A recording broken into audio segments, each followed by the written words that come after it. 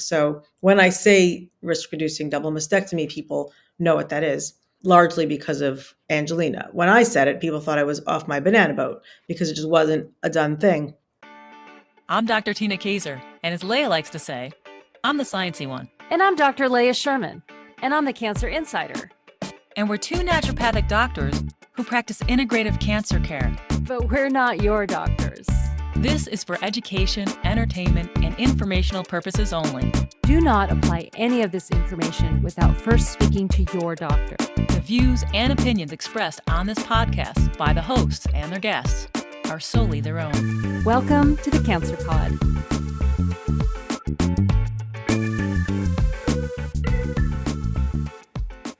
Most people go to extremes to avoid talking about cancer.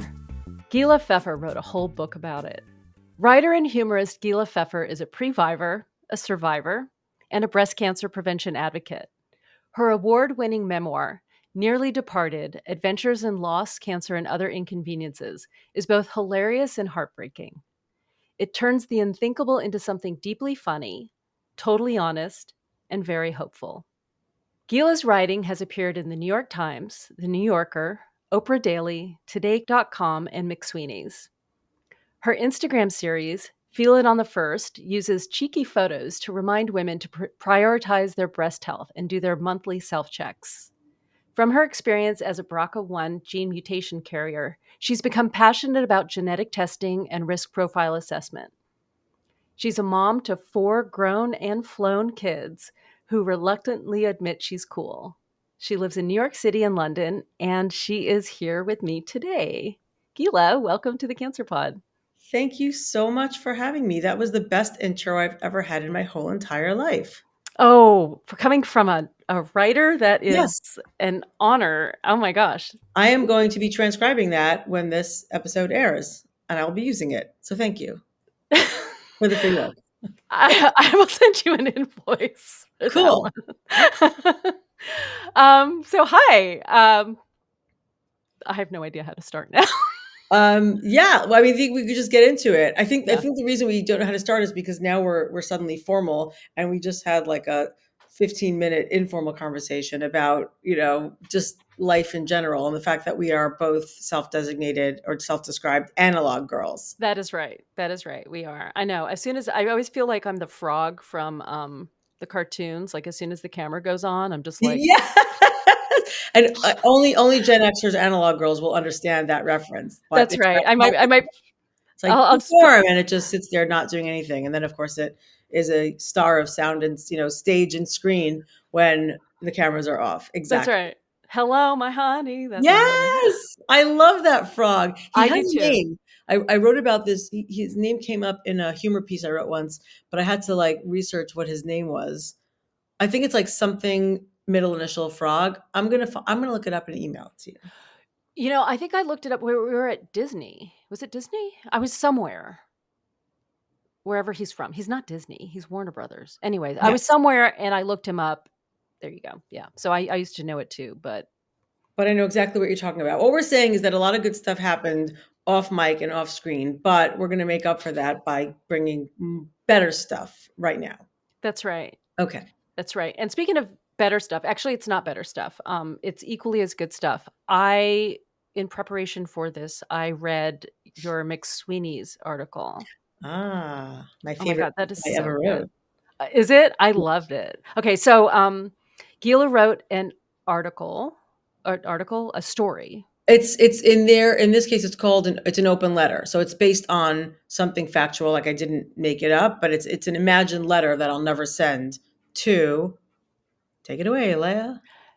It's an open letter to Tiffany and Company about their advertising campaign for the ring that helps women remember they survived cancer. Yes.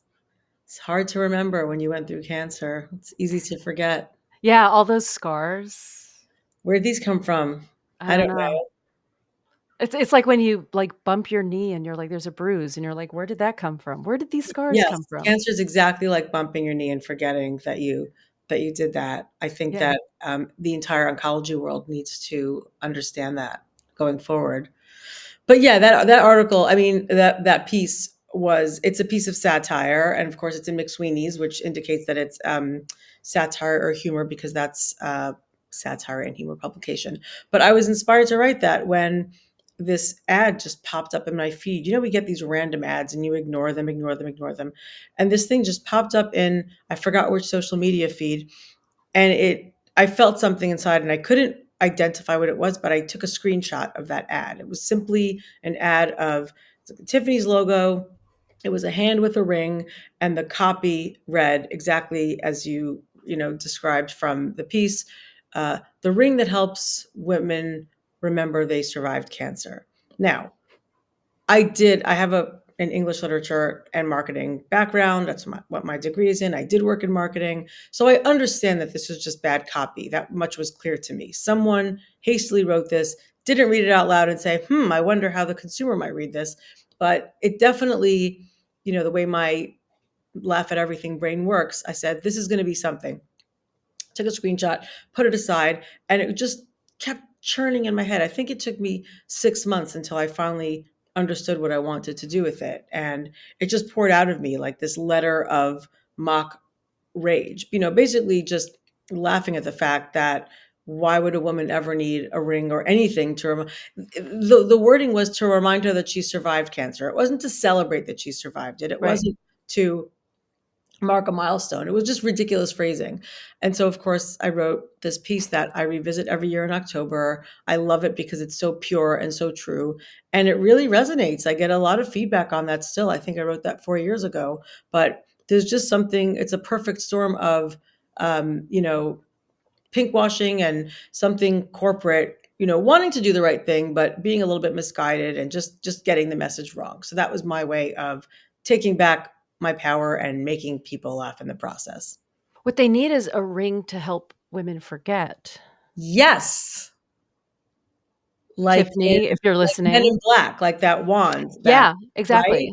Yeah, I'd buy that. maybe Cartier needs to do that.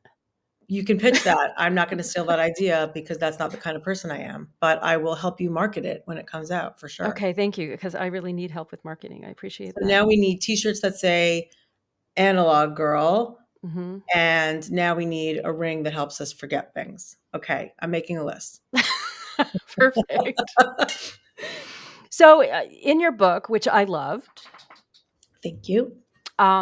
you your humor shines through, and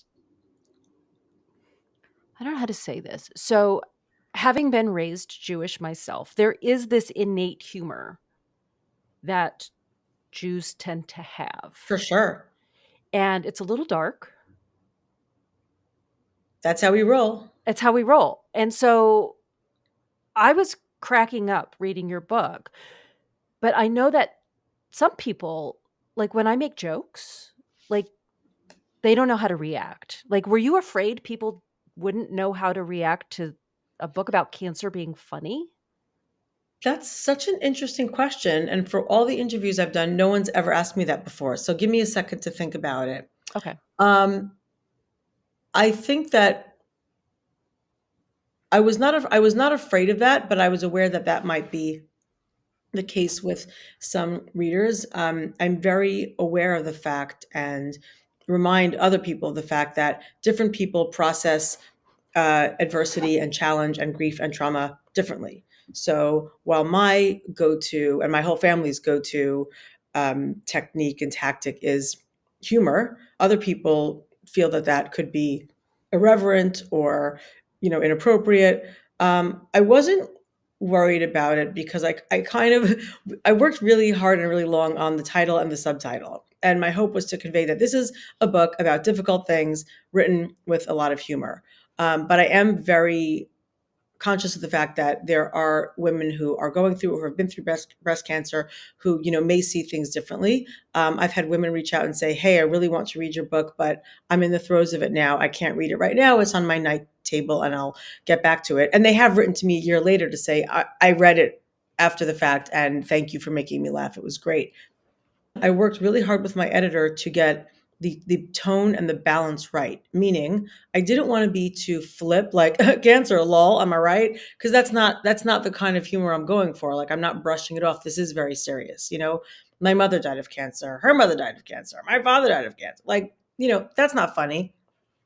But I can't change that fact pattern. What I can manage and control is my reaction to it. And so I worked hard to balance the tone between poignant and serious and respectful, and also humorous. So the type of humor that I aim for, and I hope I achieve this, and based on the feedback I've gotten, I think I have, is you're kind of taken on this journey, and it's measured. If I had to rip out all the pages and make a pile of serious and funny or lighthearted, I like to think that the piles would be equal. So while I wasn't using like a measuring cup to do that, I was aware of when things were getting too heavy or aware when things were getting too light.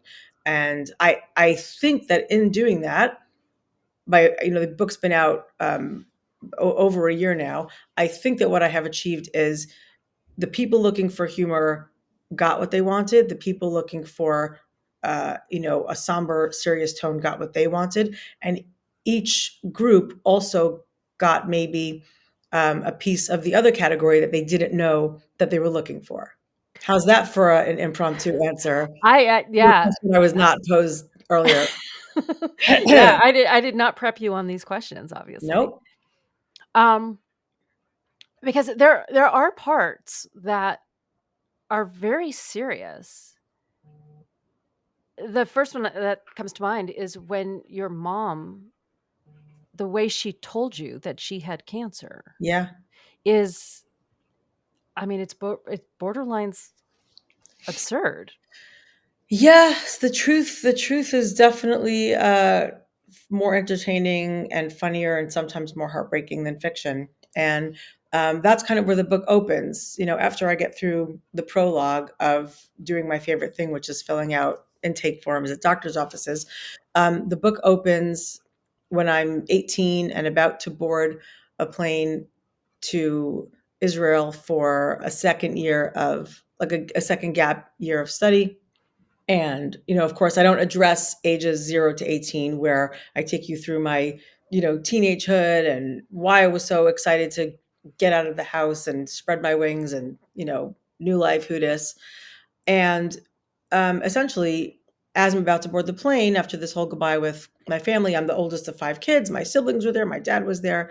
And then my dad leaves to take the other kids back to the car. And my mom, who in retrospect, when I was thinking about it and I was trying to recall the moment in writing the book, I was remembering and noticing how, you can tell when someone's got something on their mind, and she was just being more agitated or more shifty than would be typical. And as I'm getting ready to board, she blurts out, "I think I might have breast cancer." Now, in my mind, this is going back 30 plus, no more. She's gone 31 years. So we're talking about 33 or 34 years ago. Obviously, our memories shift and warp. And I'm thinking she held a megaphone up and the whole airport heard it. That probably didn't happen, but we were far away enough that she would have had to have said it loudly enough that, it was quite a public display. And I understand now, after years of thinking about it and becoming a mom myself, that she was just in anguish and, she was in pain, and she didn't know the right moment to tell me, and probably wanted to pull me aside so many times before that moment, but that's when it came out. So for me as a writer, that became, a really thrilling and interesting opening for a memoir, and I think said a lot about, and my reaction was, I looked at her, didn't know what to say, turned on my heel and just boarded the plane. And that was an opportunity for me to tell a story where you get a sense of the my mom's turbulent mindset and her inability, for reasons that become clear later in the book, to know how to approach this horrible news that she may or may not be having to face. And my 18-year-old's instinct to, not like in the movies, drop my bags and say, "I'm not getting on that plane. I'm going to stay and take care of you."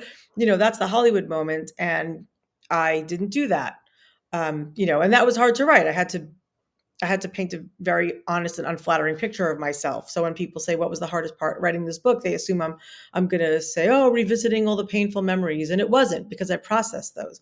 It was having to show the imperfect, flawed part of my younger self who was doing her best.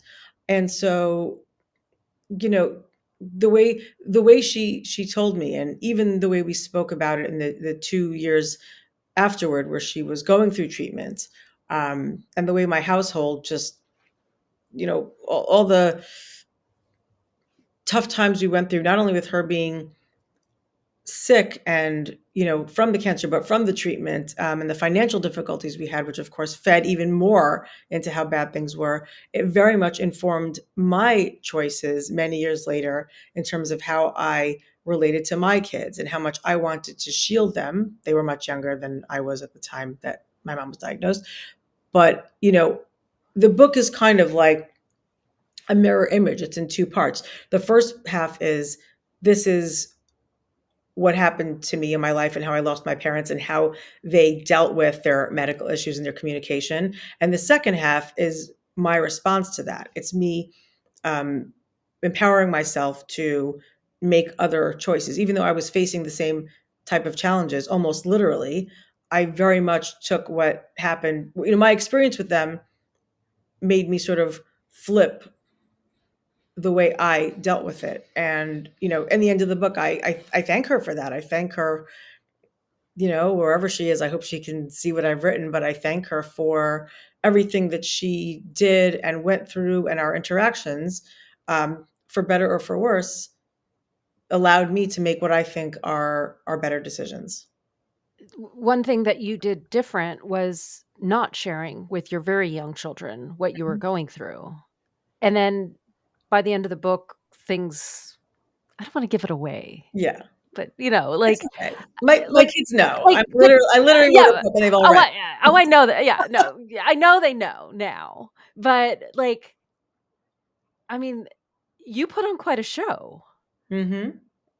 to have to, take care of yourself during that time, and then also not only, literally take care of your kids, but protect your children from what you were going through.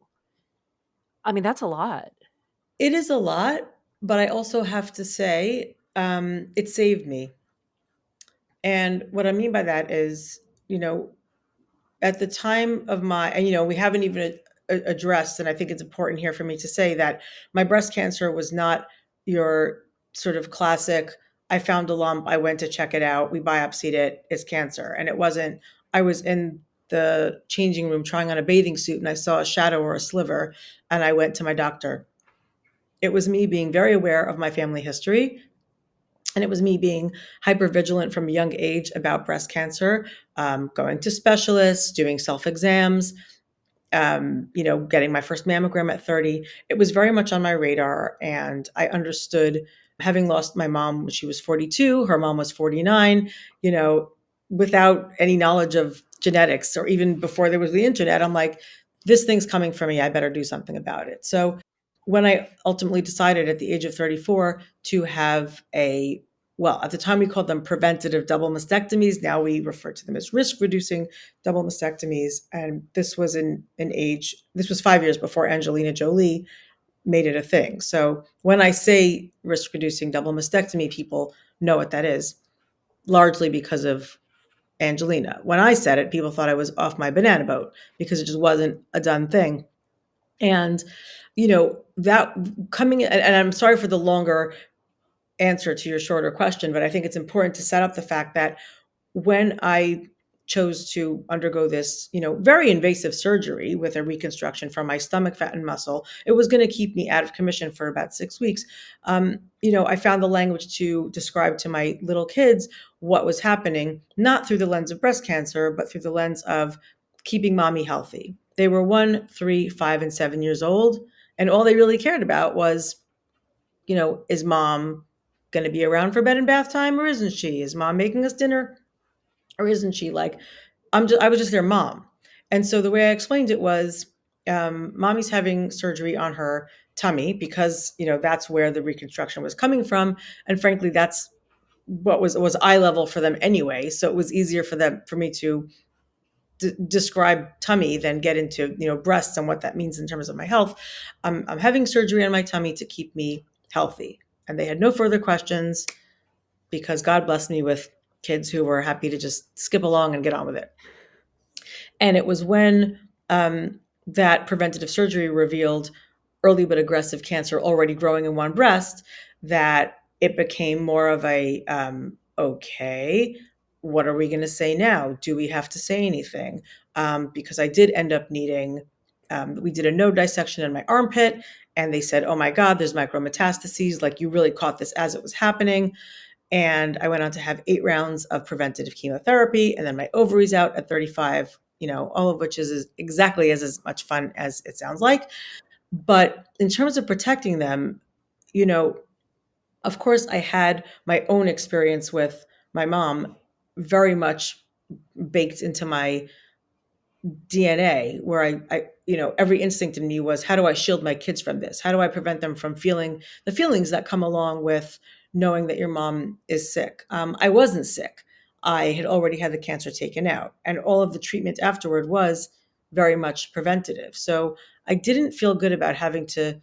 There's, probably lots of books where they tell you how to talk to kids about, using kid-friendly language about scans and what we're looking for and all the difficult conversations. And I thought, I don't have to have those conversations. My husband and I decided together, at my insistence, that we not tell them about this cancer part. What's the difference between recovering for 6 weeks or 6 months? As long as they're distracted with play dates and sleepovers and presents, and I could be around when I needed to be. The chemo days were crap and I had lots of support, but other days I prioritized keeping things normal at home and being, their mom and their primary caregiver. The acting, as you mentioned, the challenge came in where, unfortunately, breast cancer chemotherapy, at least the kind of breast cancer I had, comes with the nasty side effect of hair loss. And there was really no way around it. Cold capping was around, but I don't think it was as done. And it sounded very unappealing to me. Like It a was just, brain freeze. It's basically like, from what I understand, it's like it's a brain freeze for, like, it's painful yeah. and it's not even 100% guaranteed. And I just thought, I don't need one more, you know, I don't need more suffering. And I thought it would be easier to just shave my head off, get a wig and a hat and whatever. But the challenge was going to be keeping it from my kids. I was very driven by shielding them from any unnecessary, as I determined it to be, pain, trauma, fear, where I could control it. And what that did for me was 2 things. Number one, it meant that I only had to carry my own frustrations and anger and fear, if there was any, which was hard enough to carry. I didn't have to carry theirs as well. I wasn't answering questions that, would be normal for kids to ask if they knew what was really going on. And so I was able to protect myself and preserve my energy to use for tending to them. What it also did was it gave me a lot. It filled pretty much every waking hour of my day and distracted me from the hell that I was going through. Instead, I was constantly, as you say, I was in acting mode. I was character acting for, 8 straight months, playing the part of a healthy mom who has a full head of hair. And that meant going to sleep wearing a beret. When they came in the middle of the night and saw me sleeping in a beret, did they ask questions? They did not. But I had answers ready. Oh, I'm very cold. I'm taking medicine that makes my head cold. I showered in a shower cap because kids like to burst into the bathroom while you're showering. I stuffed my wig in the back of my closet every night so that they wouldn't stumble across it. And what I wore a lot were hats and scarves over the wig to hide the unnatural hairline. And, not only did it allow me to get through that time without having to have conversations that I would have found, even more draining and I really wanted to avoid, but it gave me a full-time job. My full-time job was everything's fine, nothing to see here. And yes, as you mentioned, I did intend to tell them this wasn't going to be a secret I kept for forever. This was for their protection and my my sanity. And I did end up telling them, not to ruin the, you know, very moving moment in the book, but I did tell them 10 years later, for a specific reason. I was going to give a keynote address at a breast cancer event, and I was getting on a plane to go there. And I just thought, now's probably a good time to mention where I'm going and why. And I pulled each of them aside separately and told them. And, you know, thank God those conversations were everything I could have dreamed of and more, and the reactions were amazing. But my choice, and I want to say this to your listeners as well, it was my choice to keep this from my kids, and I thought it was in their best interest and in mine. But I have to say that that is a very personal decision, and there are women and families who would take a very different approach, and that's completely valid. This is not the right way or the only way. This was the way that worked for us, and looking back, I can say that I absolutely made the right decision, and I'm glad that I used so much energy to keep up my ruse. And the fact that you had the energy going through treatment. I mean, come on. You know, we dig deep. Yeah. Listen, I had the energy, because the flip side of that would have been the energy that energy would have been expended otherwise on answering questions, and maybe, you know, holding their fears and Right. worries. And Right. anyone who's a parent out there knows that we already carry our kids' worries and fears with us. You know, it was less exhausting to be constantly aware of my appearance, and that included filling in my eyebrows, wearing eyeliner to, for the lash line. It took a lot less energy than it would have to carry their fear, worry, and concern around what's going on with mom. Yeah, I can absolutely see that. Absolutely. Yeah, I don't have children, but I did have a mother who lost her husband, my father, just months prior to my being diagnosed. And then I still have a husband who really knew nothing about the cancer world other than his family's history of cancer, seeing his grandfather and, things being scary and that sort of thing. And so I understand what you're saying by like holding these fears. And I do. I feel like I held my husband and my mother's fears, trying to protect them until one day I was experiencing a lot of pain with one of my chemos and just breaking down, Ugh, in the kitchen, just like, and my husband had to carry me back to the bedroom so I could lay down because I just lost it. Like, that's hard. yeah, So I now I completely understand yeah. like why you would do something. There's an emotional energy.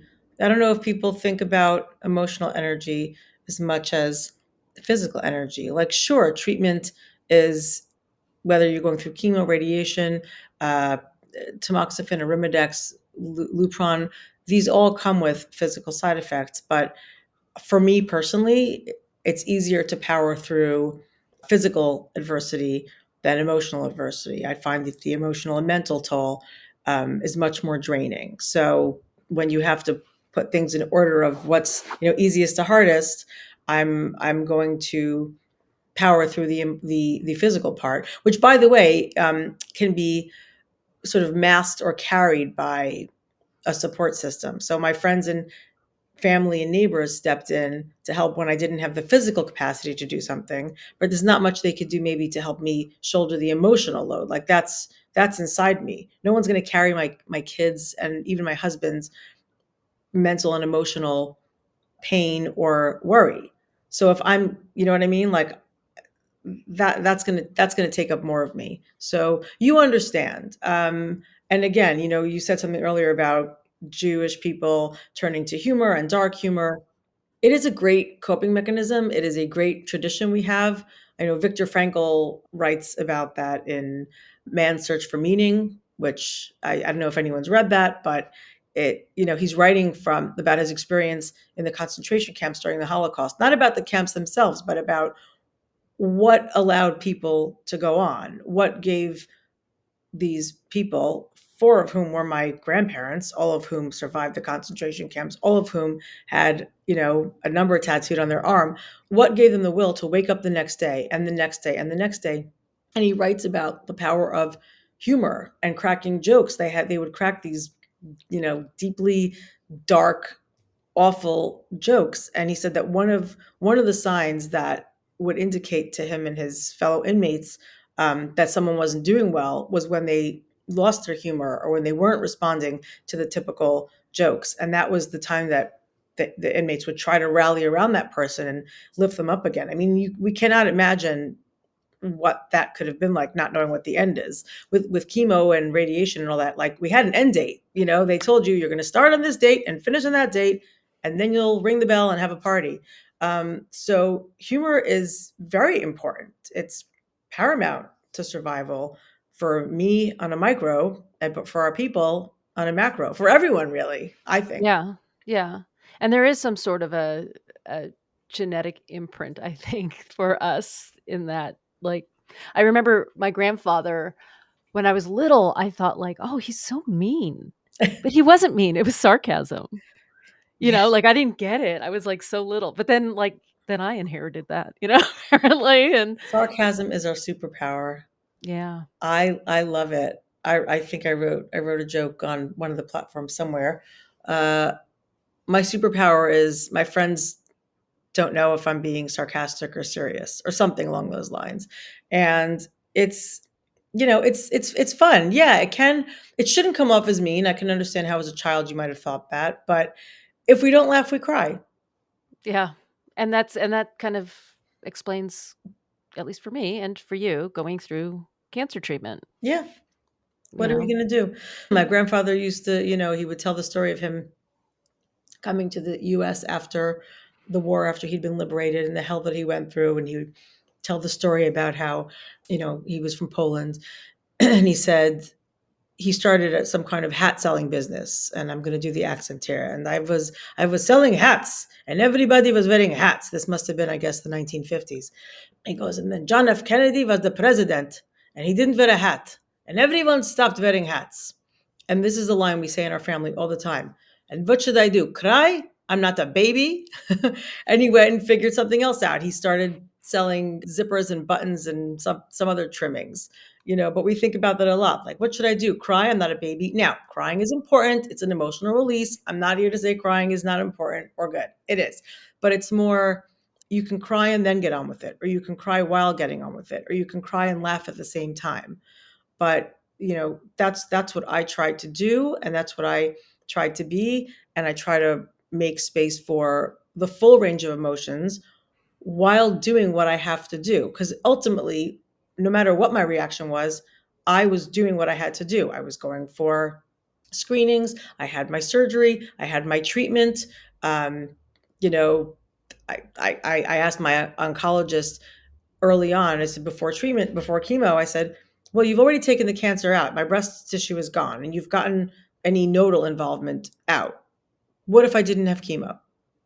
And she said, you could probably walk out of here today, not have chemo, never come back again and be fine, which sounded great to me. But, my husband, who's like a data loving guy, was kind of looking at me like, this doesn't sound like a good idea. The point is, I did go through the chemo because I understood that I'd already come this far.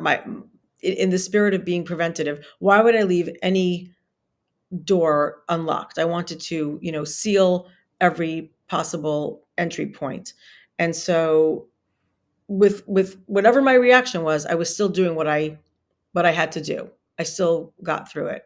And I think that that's an important takeaway is, react how you're going to react as long as you're doing what you have to do.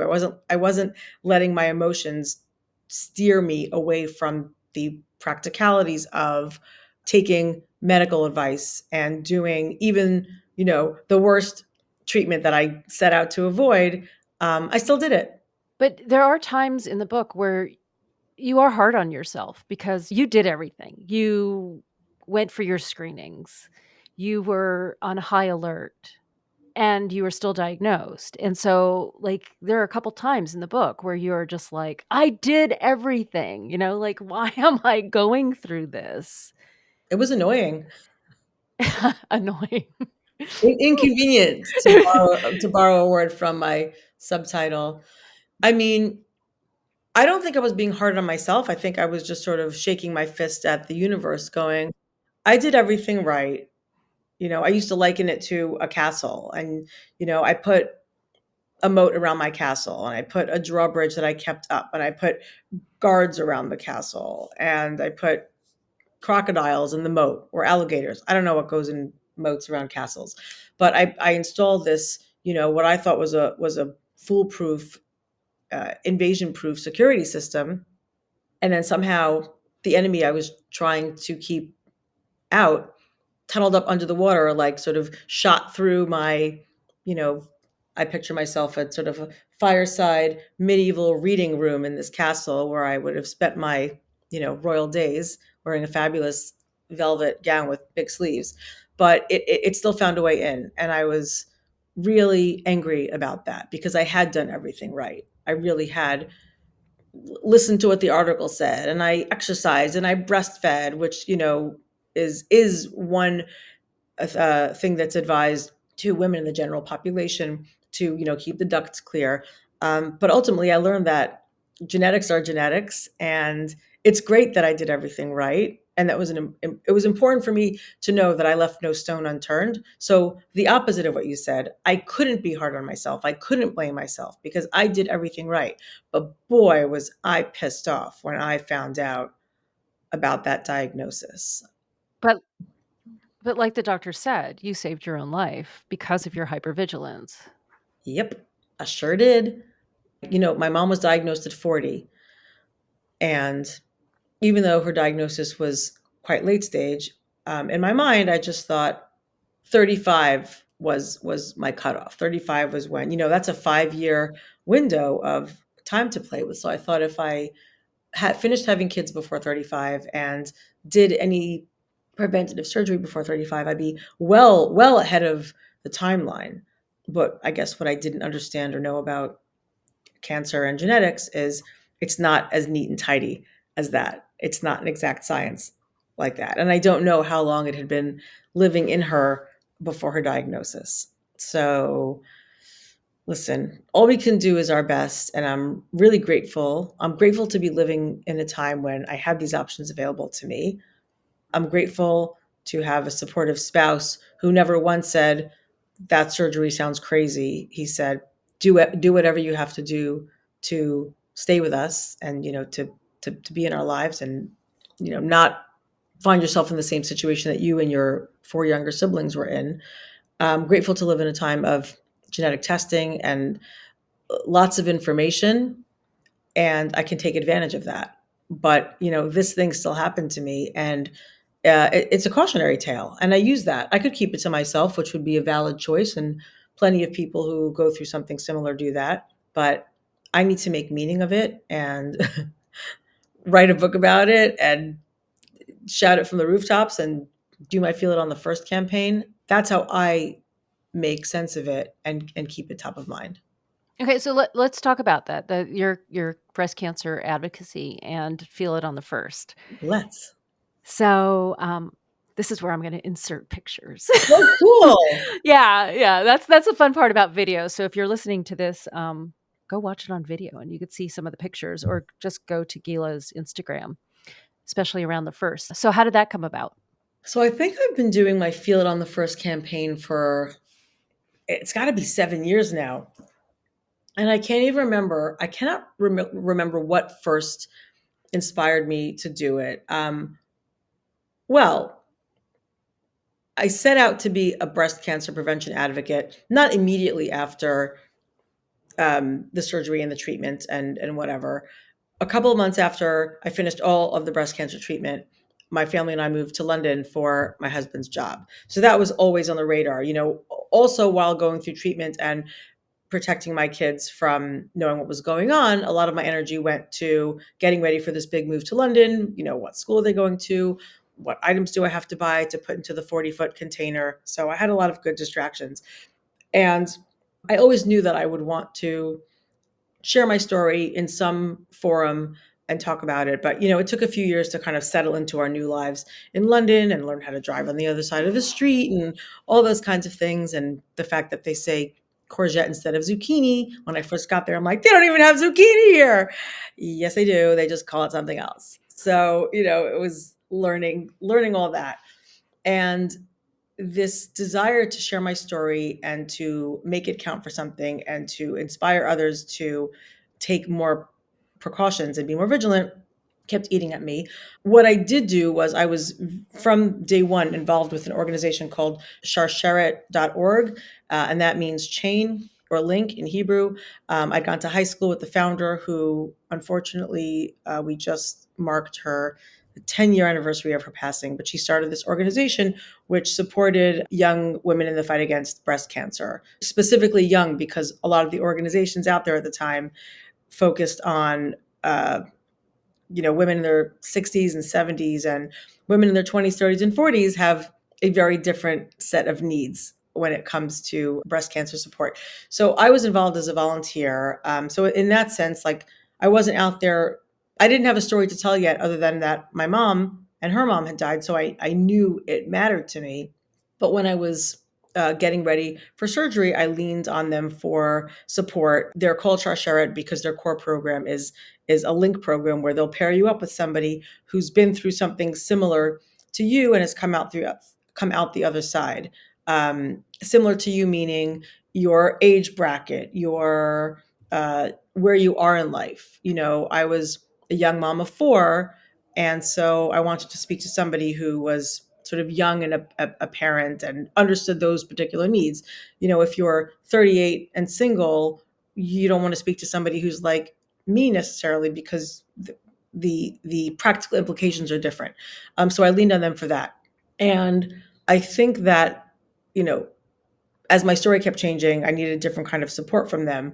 But eventually, down the line, I was invited along with one of my sisters to speak at their annual fundraiser. And by then, I'd become comfortable with telling my story, the story of I did everything right. I was preventative. I had screening. I knew my family history. I had genetic testing and found I was BRCA1 positive.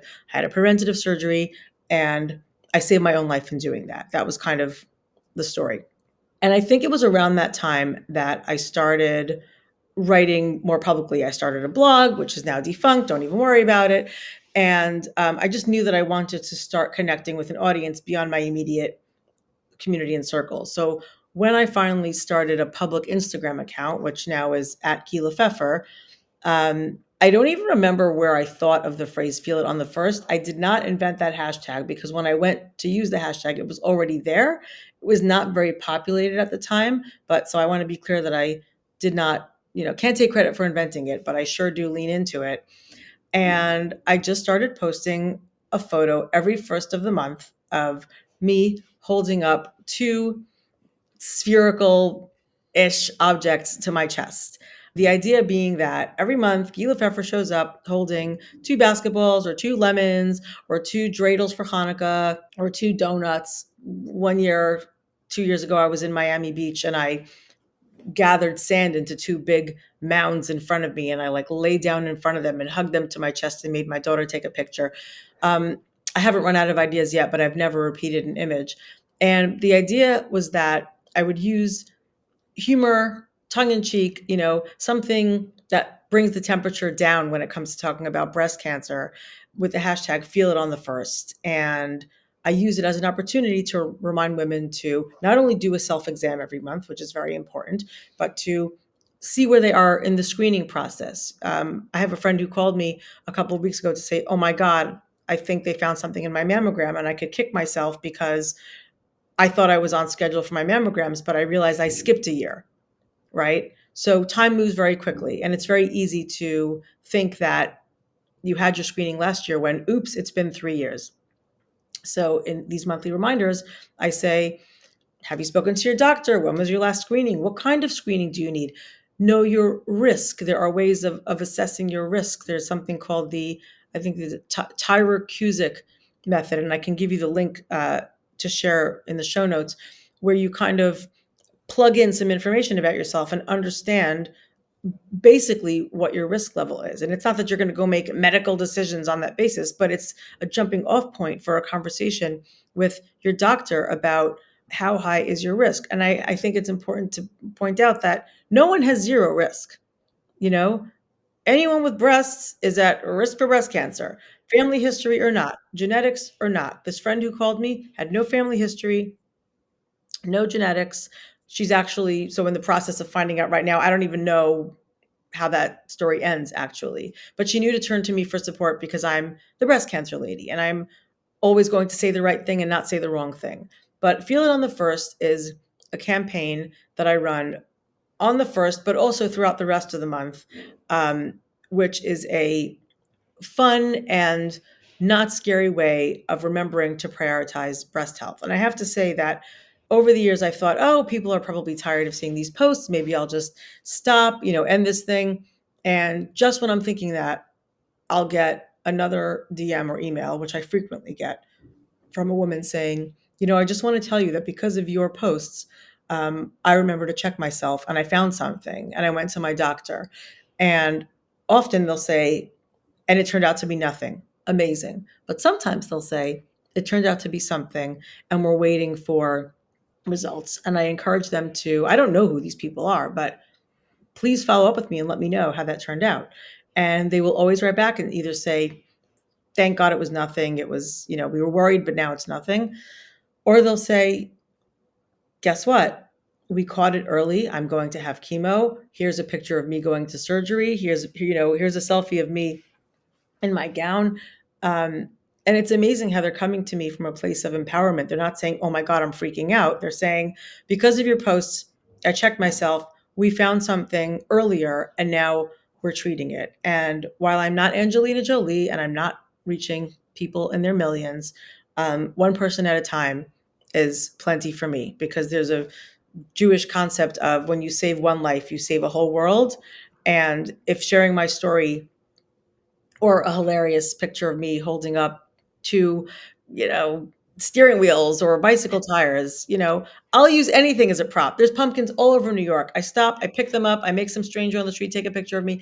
I don't care because it gets people thinking about, breast cancer more than they would otherwise. And I'm really proud of that advocacy work. And another way I know it's working is I have been the fortunate recipient of I don't even know how many photos that people send me from all over the world saying, I saw this and thought of you. And it's like two puffy clouds in the sky. Or I saw this and thought of you. And it's like their coffee that their barista made with, two sort of milk swirls side by side. Or I saw this and thought of you. And it's like their breakfast table after the kids ate breakfast and it's two cereal bowls. And, what I realize and what I think they're realizing is that there's a way to deliver an important message without being uh, fear mongering and fire and brimstone, without, I don't want to say I tricked them into thinking about breast cancer, but uh, found, I found a more palatable route in there. And if that leads them to take action that will ultimately save their lives or someone else they know, then what more could I possibly want? So that's my Feel It on the First campaign. And I hope that anyone listening will send me pictures of two marbles that fell onto the floor. I don't know. And it's using your marketing skills for good. Yeah. I mean, once you start, you won't be able to stop. Whenever I speak to an audience, I say, when you leave here, you will see boobs everywhere you go. And they do. Once it's on your radar, it's on your radar. Well, I have 2 round lights right in front of me, There you so, go. I got 2. They're not boob lights, but, Doesn't matter. I'm telling you, it's everywhere. The signs are there. And we schedule dental checkups and we schedule eye checkups and we schedule uh, inspections for our cars.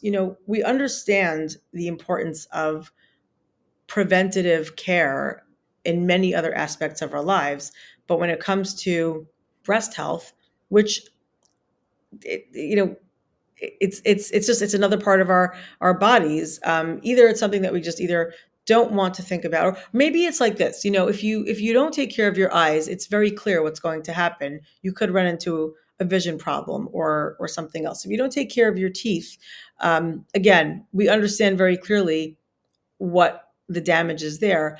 I think with other parts of the body and other organs, maybe we're not thinking of the immediate backlash to what happens if we don't stay on top of it. Well, I think a lot of people, and myself included, even though I had worked in oncology, is that thought of, "Well, I don't have breast cancer in my family." Yeah. Like, let's skip. Or the misconceptions that, "Oh, mammograms cause breast cancer," Oh, that's just not true.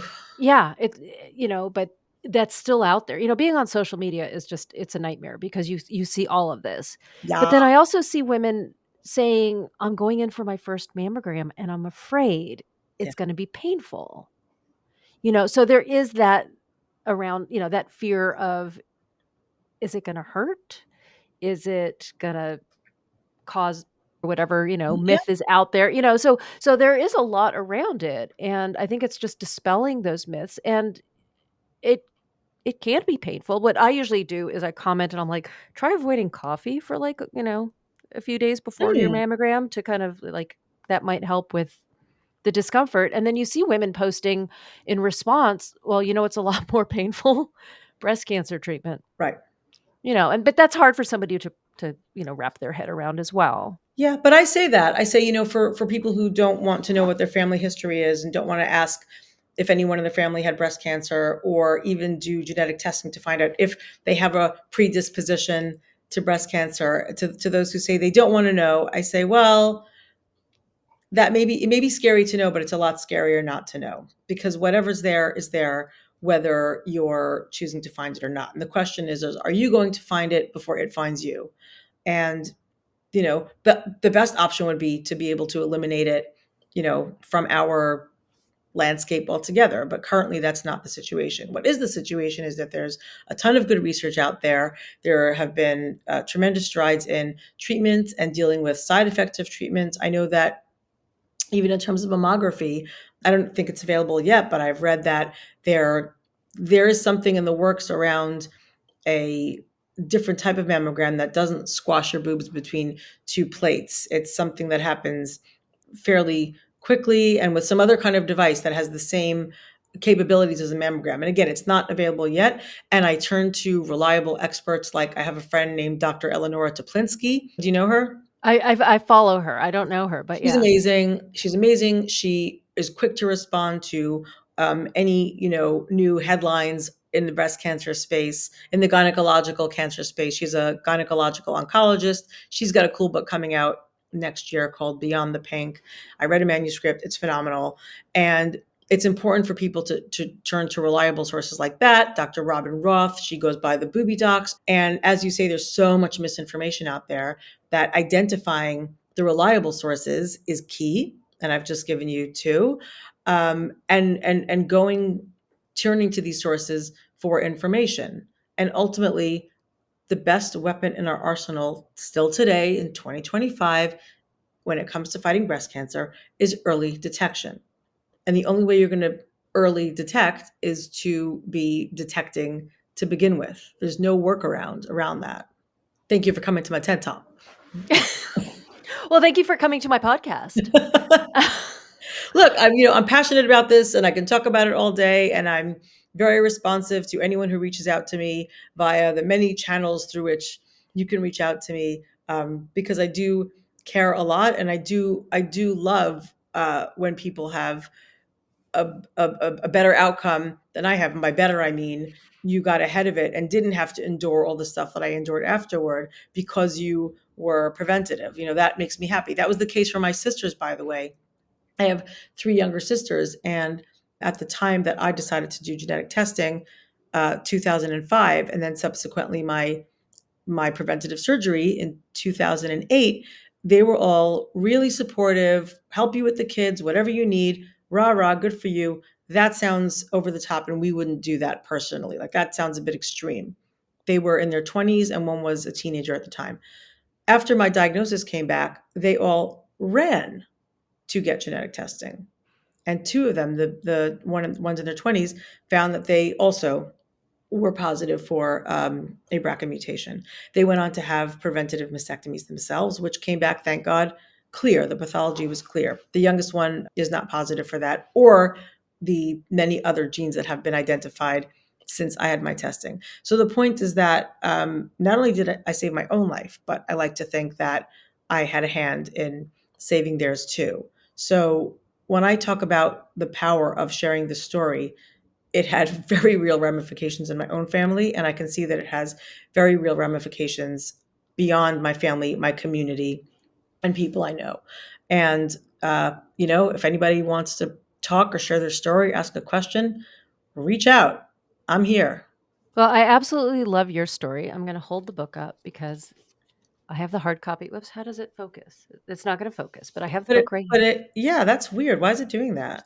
Oh, There it is. Okay. I I have love the my book. cover so much. Oh my god, I love the cover. With my background in graphic design, absolutely love the cover. Thank you. It's very eye-catching and the Thank title you. and everything, but I so rarely read books unless it's for the podcast to prepare. I feel like I know your family.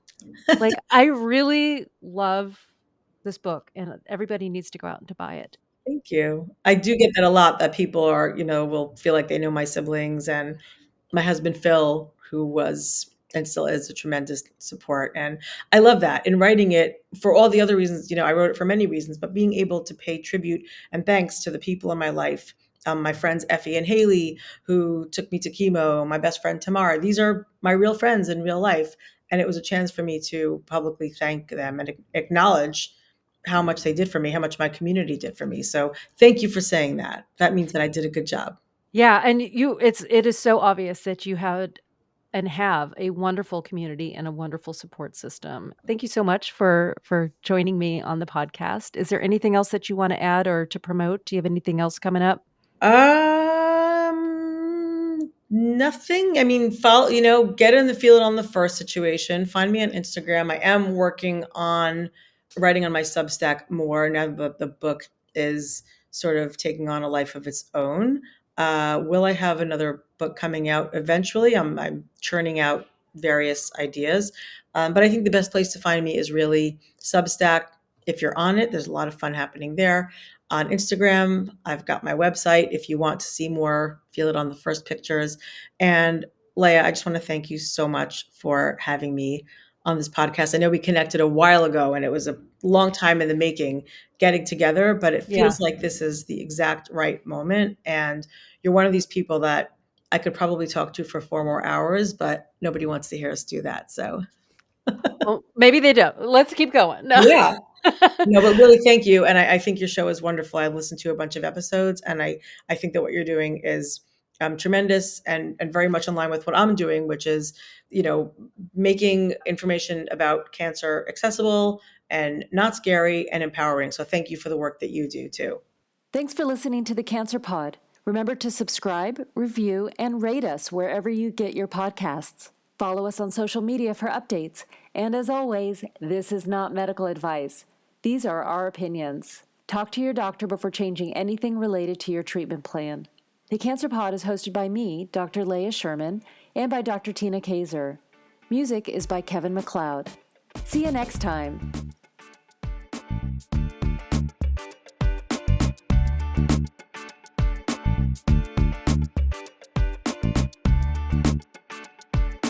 Analog girls unite. That's our motto. I'm so making a t-shirt, I'm telling you.